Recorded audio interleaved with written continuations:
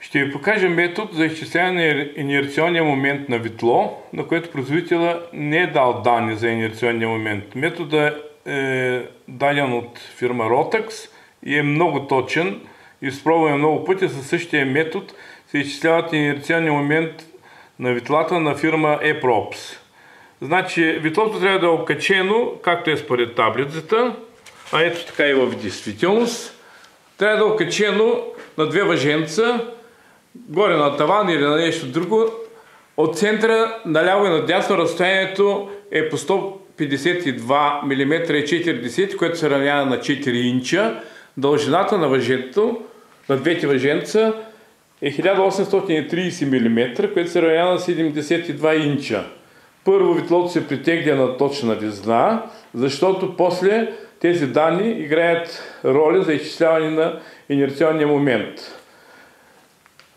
Цялата тази конструкция играе роля, за да се изчисли времето за 30 цикъла. Цикъл в случая се явява, когато ветлото се отклони на 10 градуса от центъра си, т.е. в ляво и в дясно по радиуса и се пусне. Ето това е един пълен цикъл. Ето втория цикъл. От началото пак да се върнем в началото. Трети цикъл. Така, няма да заснимам целият процес. Тук е важно времето, за което ще бъдат извършени 30 пълни цикъла. В случая на това ветло е 142 секунди.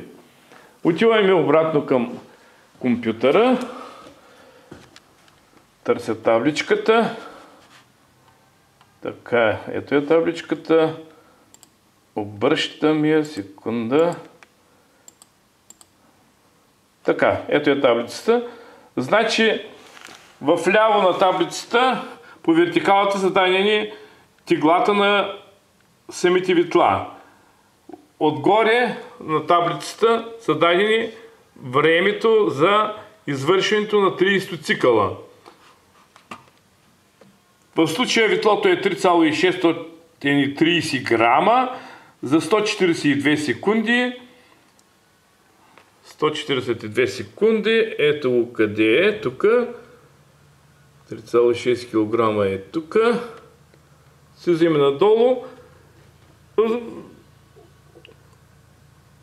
Инерционният момент е 2512 кг на квадратен сантиметър.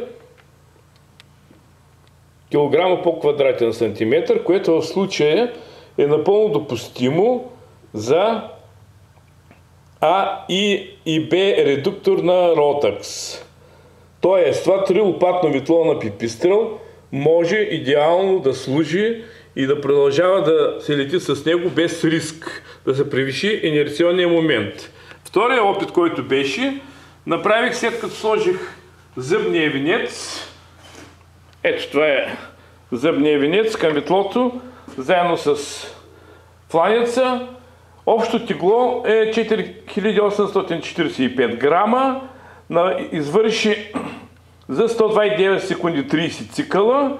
Инерционният момент се покачи на 2775 кг по сантиметър квадратен. Горе-долу с около 300 кг сантиметър квадратен се покачи инерционния момент, но това все още е много под рисковата норма за претоварването на редуктор Б.